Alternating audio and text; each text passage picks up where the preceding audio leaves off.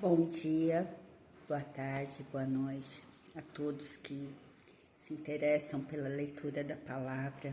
Como eu digo sempre, sou pecadora, não sou teóloga, sou apenas uma estudiosa da palavra, que busca a palavra.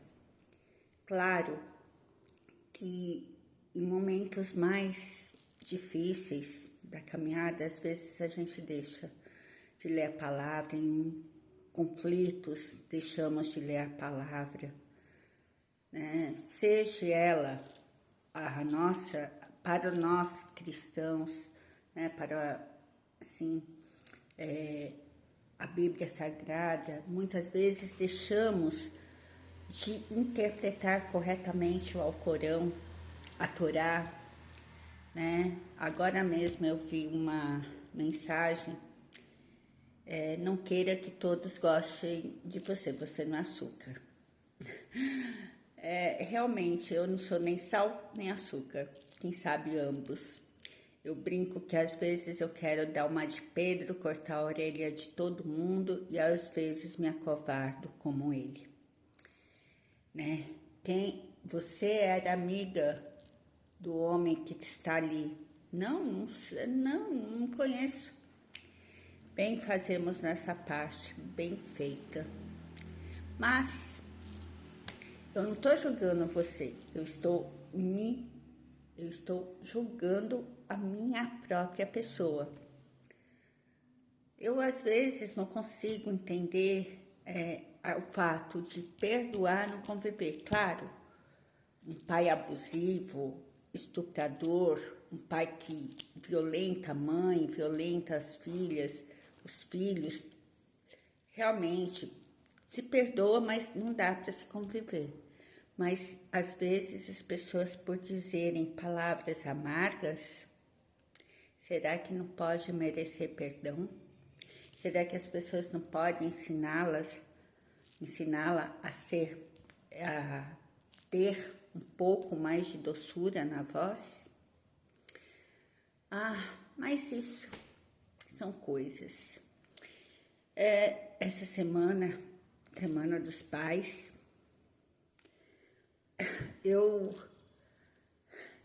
tem hora que eu olho daqui, desse pedacinho que eu olho ali para fora, eu vejo claramente meu pai olhando o horizonte, olhando os passarinhos, olhando as plantas dele, e lembro de outras coisas. A saudade dói, realmente. Mas, como diz, saudade sim, tristeza não. E quantos pais também perderam os filhos? O Eduardo, meu esposo, perdeu 2. Um que ainda estava no meu ventre, no dia 10 de dezembro de 97, e o Gabi, no dia 5 de novembro de 2001, né? Ele perdeu o pai muito novo e perdeu 2 filhos. Sei que não é fácil também para ele as lutas, os conflitos que ele luta lá dentro, né? Quanto ao amar, ao ter um zelo até destrutor. Nós temos, não vou falar só ele, nós temos comportamento até destrutor quanto aos nossos filhos, porque nós perdemos 2. Isso dói pra gente, né? Machuca. E para ele não é fácil também. E logo em seguida ele perdeu a avó, perdeu a mãe, né? E as nossas perdas estão aí, né? Eu ainda faço terapia, busco, mas tem horas que não dá nem a terapia. Somente o maior terapeuta de todos, que é Deus. Mas vamos à nossa leitura, né? Faz tempo que eu não leio para vocês. São 9h30 da manhã. mas não sei que horas você vai ouvir, se você vai precisar. Sei que vocês não acompanham muito o meu canal, mas mesmo assim tô fazendo e um dia vai chegar nas pessoas certas. Não sou, é que nem minhas poesias, faço-as, escrevo, tenho cadernos e cadernos amarelados com o tempo, mas estão lá, quietinhas. Quem sabe um dia serão lidas, né? Serão vivenciadas, mas serão aplaudidas. Não sei. Só sei que eu quero agradecer hoje, em especial, a doutora Márcia Telli por ter me deixado ser avaliadora no concurso de poesia. Eu ainda tenho, acho que ainda as notas, não lembro se eu tenho todas as notas que eu avaliei, mas realmente sobre o estetoscópio e a mão, né? Acho que foi em primeiro lugar da poesia que eu avaliei, né? Que eu li, que doçura. E falar sobre a grama, realmente a poesia da grama me chama muita atenção até hoje. A gente acimenta tudo, põe petróleo em tudo, mas está lá a graminha, por baixo da terra, por baixo daquele petróleo e tal, tentando sair. Quantos de nós estamos petrificados e precisamos sair? Então, vamos à nossa palavra primeiro, né? Como eu comecei, pílulas de fé e sabedoria. Vamos ver o que o Espírito Santo nos revela hoje. Deus escuta nossas orações? Leia 1 São João, capítulo 5, versículo 14 ao 15.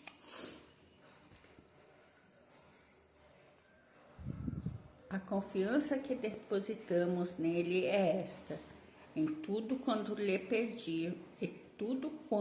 pedirmos, se for conforme a sua vontade, ele nos atenderá. E se sabemos que ele nos atende em tudo quanto lhe pedirmos, sabemos daí que já recebemos o que pedimos.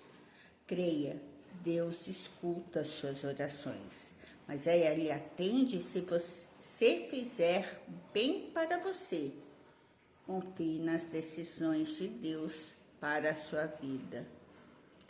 Às vezes a gente pede coisas que não são para o nosso bem. E Deus nos dá outra. Mas quem de nós conhecerá os desígnios de Deus? Né? Muito importante essa palavra. Vamos então à nossa leitura de Macabeus. Acho que eu não marquei, mas eu já tinha lido para vocês. Mas novamente eu vou reler. Quem sabe eu preciso reler novamente o capítulo 5, o início do capítulo 5, né? De segundo Macabeus. Opa, desculpa. E a gente refletir assim nas emboscadas da vida, nos jovens querendo só bens materiais. E a palavra, quem escutará a palavra de Deus? E peço aqui, todos já sabem minha opinião política, gente, não vou mudar. Já, como diz, eu tive um apreço lá no início das votações por uma pessoa, sim, mas hoje, vendo as falas dessa pessoa, não condiz com aquilo que eu penso, não condiz com aquilo que eu vivo, com aquilo que eu vivi. Me desculpe, teologia da libertação é uma furada. É uma furada. É dar voz, às vezes, às coisas erradas. E eu falo, às vezes cada um na sua, eu não estou obrigando você a mudar. Às vezes a gente fala, acorda das mudanças. Olha, eu só sei de uma coisa. Às vezes, minha mãe falava, ou a gente não morre da doença ou da cura. E ela foi da cura, da suposta cura, né? Da AstraZeneca. Você é química? Sim, fiz química, sei da ciência, mas ainda sou criacionista. Eu aceito que Deus criou o universo. E aí? Às vezes eu vejo cientistas falarem das vacinas, mas, gente, repararam que as vacinas hoje em dia é um comércio muito rico? As doenças voltaram e, de repente, algumas equipes estão tendo o lucro. Então, a única vacina que nós temos é a palavra.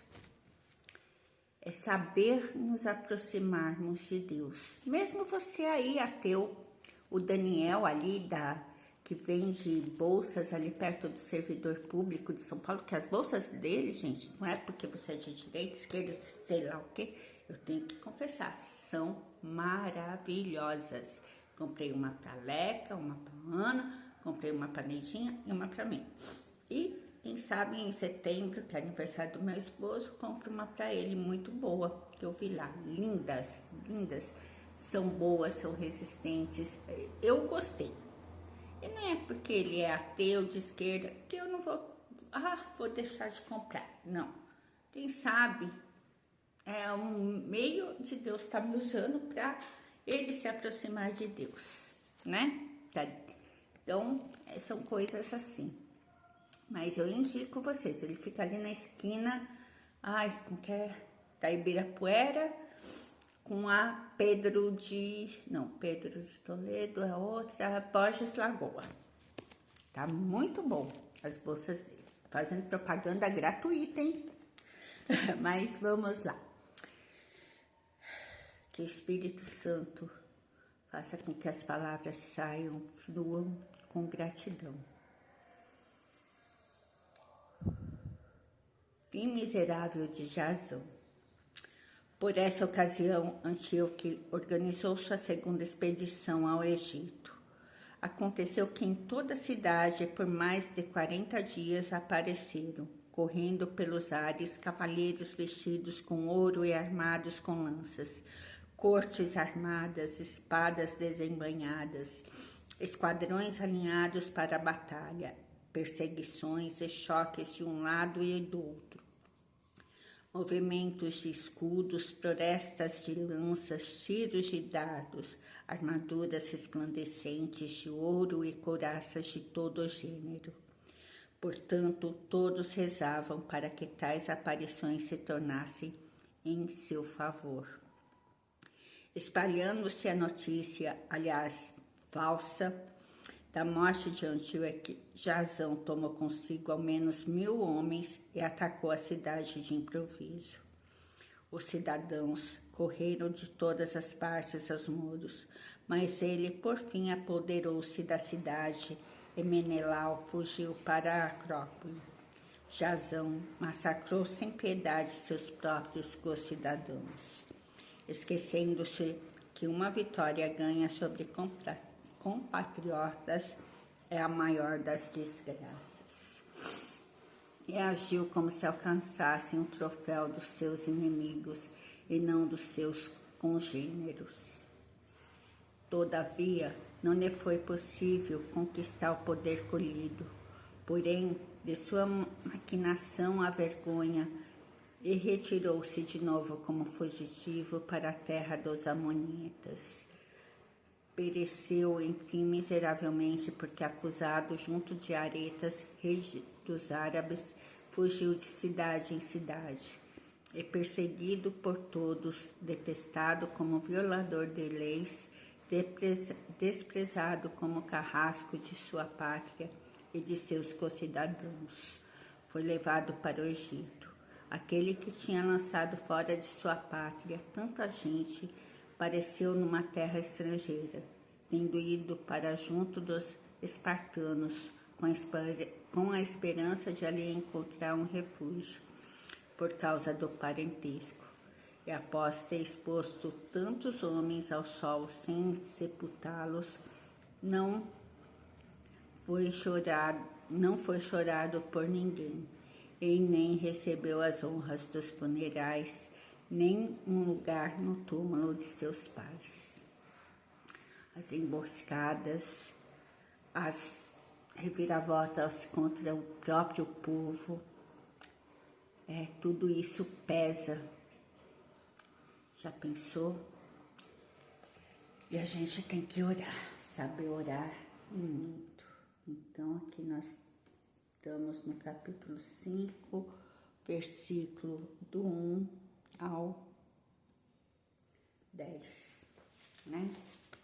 E que tenhamos a certeza de não lutarmos contra a nossa gente, mas de bendizê-la, de pedir paz, harmonia, sabedoria, enriquecimento de saberes, isso que nos importa. Vamos então à nossa palavra do livro de Apocalipse. Eu li para vocês o capítulo 6, de 1 a 8, e hoje é um trecho pequenininho, né? Mas vamos à leitura dele. Ruptura do quinto selo, oração dos mártires. Olha como Deus faz, né? Lá em Macabeus eu li sobre Jasão e contra o próprio povo. E quantos mártires ali não foram sepultados, foram deixados ao sol, aos abutres. E aqui vamos ler oração dos mártires. Coincidência ou providência? A ruptura do quinto selo, oração dos mártires, livro do Apocalipse. Quando abriu o quinto selo, vi debaixo do altar as almas dos imolados por causa da palavra de Deus e por causa do testemunho que deram, e clamavam em alta voz, dizendo: Até quando, Senhor, santo e verdadeiro, deixarás de julgar e vingar o nosso sangue contra os habitantes da terra? Foi então dada a cada um deles uma veste branca, e foi-lhes dito que aguardasse ainda um pouco, até que se completasse o número dos companheiros e irmãos que estavam com eles para ser mortos. Aqui a veste branca, né? Mas o vestir-se de branco, será que a alma está branca? O espírito está branco? Como eu digo, não sou nada, mas meu Deus é tudo. Muita paz, bem, todo tipo de saúde a todos vocês também. Que lembre-se, né, que Deus é um só e que está perto de nós todos os dias. Nos levanta, nos dá honra, nos dá saúde. E a você, meu irmãozinho, irmãzinha, que perdeu um pai, ore por ele, né? Ore por você, pela questão da dor, que é muito grande, e entregue-se Pai Celestial. Agradeça, porque muitos pais foram antes, né? Talvez para não ver esse mundo de cabeça para baixo, talvez eles não aguentariam ficar aqui e ver, às vezes, os netos entrarem numa furada, ver os filhos entrando numa furada. Então, orem, agradeçam. Deus tem o seu Kairós. Paz, bem, todo tipo de saúde a todos também. Fiquem na paz de Deus. Me sigam, compartilhem. Comentem com amor. Você que comenta, mas você é de direita, você gosta de... Não importa o que eu gosto, eu deixo de gostar, minha linda. Que Deus te abençoe. Aonde você está, esse país aí que você está também está sofrido, não é só o Brasil não, e você sabe que eu estou falando com você diretamente para você, minha linda,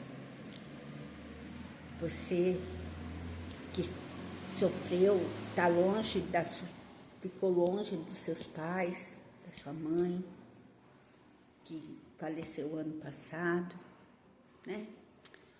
Tenha fé. Acredite em Deus e pense, a vida é um ciclo e Deus está nos aparando, né? Nos dando proteção todos os dias. Seja feliz, minha linda. Paz e bem.